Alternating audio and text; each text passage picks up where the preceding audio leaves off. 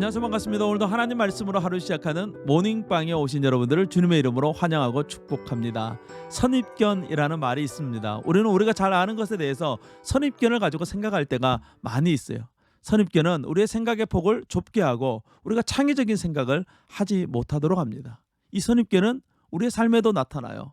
우리가 하나님과 동행하는 삶을 살고 있음에도 불구하고 그것을 잊어버리도록 만드는 것이죠. 늘 똑같은 삶을 살아가는 우리의 삶에 하나님이 동행한다고? 전혀 우리가 알 수가 없는데 이렇게 생각할 때가 많다는 거예요. 오늘 말씀을 통해서 그러한 선입견을 깨뜨릴 수 있는 이 아침이 되었으면 좋겠습니다. 오늘 우리가 묵상할 하나님 말씀 요한복음 6장 1절에서 15절 말씀이에요. 1절 말씀이 이렇게 시작합니다. 그 후에 예수께서 디베랴의 갈릴리 바다 건너편으로 가시매. 이스라엘 나라 북쪽에는 호수가 하나 있는데 그 호수가 너무나도 커서 이 바다라고 부르기도 해요. 구약시대는 이 호수의 모양이 하프를 닮았다라고 해서 이 긴네렛 호수라고 불렀고, 예수님 시대에는 그냥 갈릴리 지역에 있다라고 해서 갈릴리 호수라고 불렀습니다. 또 하나의 이름이 있는데, 이 헤롯 안디바가 AD 17년에 로마의 황제 티베리우스에게 이 호수 서쪽에 이 디베랴라는 도시를 건설해서 바쳤어요. 그래서 로마 시대에는 이 디베랴 호수, 또 디베랴 바다라고 부르기도 했어요. 그래서 오늘 1절에 이 디베랴 또 갈릴리가 동시에 나오고 있는 것이죠. 예수님께서는 당시 도시였던 이 가버나움에서 한적한 시골 동네였던 이 벳세다로 배를 타고 건너가셨습니다. 벳세다로 예수님께서 가셨다는 소식을 듣고 많은 사람들이 호수 북쪽 길을 따라서 이 벳세다로 몰려왔어요. 이 벳세다는 빌립의 고향이기도 했습니다. 그래서 예수님께서 이 빌립에게 이렇게 질문을 하고 있어요. 오늘 5절 말씀이에요.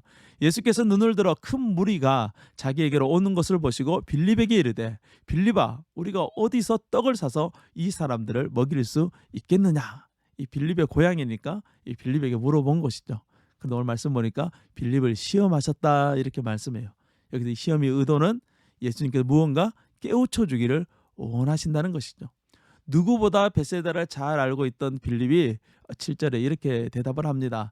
빌립이 대답하되 각 사람으로 조금씩 받게 할지라도 200데나리온의 떡이 부족하리이다. 지금 돈이 부족하다는 것이 아니에요. 여기 모인 사람들을 다 먹이려면 200데나리온의 돈이 필요합니다. 그러나 주님, 이 시골 마을에서 그렇게 큰 돈이 있다고 한들 그 많은 양의 떡을 갑자기 구할 수는 없습니다. 빌립은 있는 그대로 말씀을 드렸어요. 그런데 여러분, 이것이 바로 우리의 모습이라는 거예요. 우리는 예수님을 믿고 예수님을 따른다고 하면서도 예수님께서 우리를 위해서 무언가 하실 수 있다는 것을 잊어버린 채 살아가고 있어요. 오늘 우리에게 이러한 고정관념, 이러한 선입견이 있었다면 이것을 다 버릴 수 있는 오늘 하루가 되었으면 좋겠습니다. 주님은 우리를 위해서 놀라운 일을 이루어 가실 거예요. 그때 다른 제자가 어린아이가 가지고 온 보리떡 5개와 물고기 2마리를 예수님에게로 가져왔습니다. 예수님은 사람들을 무리지어 앉게 하고 보리떡 5개와 물고기 2마리를 가지고 기도하신 후에 그 자리에 모여있던 5,000명의 사람들에게 나누어 주셨어요. 모든 사람들이 배불리 먹고 남은 떡이 12바구니나 되었다라고 말씀하고 있습니다. 13절 말씀이에요. 이에 거두니 보리떡 5개로 먹고 남은 조각이 12바구니에 가득 찼다. 여기서 10이라는 숫자는 우리가 사도행전에서도 보았듯이 이스라엘의 회복을 의미하는 숫자예요.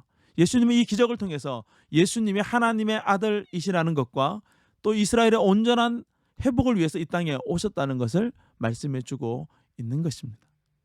하지만 사람들은 여전히 선입견에서 쉽게 벗어나지 못한다는 것을 오늘 말씀의 끝에서 보게 돼요. 사람들은 예수님을 자신의 임금, 즉 왕으로 세우려고 시도합니다. 예수님은 이 땅에 사람의 나라를 세우기 위해서 오신 분이 아니세요. 예수님은 하나님의 나라를 이 땅에 세우기 위해서 오셨습니다. 그러나 사람들은 여전히 깨닫지 못하는 것이죠.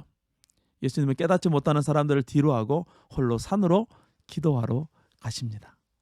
주가 일하시네라는 찬양이 있습니다. 그 찬양의 가사를 보면 내 힘으로 안 될 때, 빈손으로 걸을 때 내가 고백해 여호와 이래 주가 일하시네, 주가 일하시네.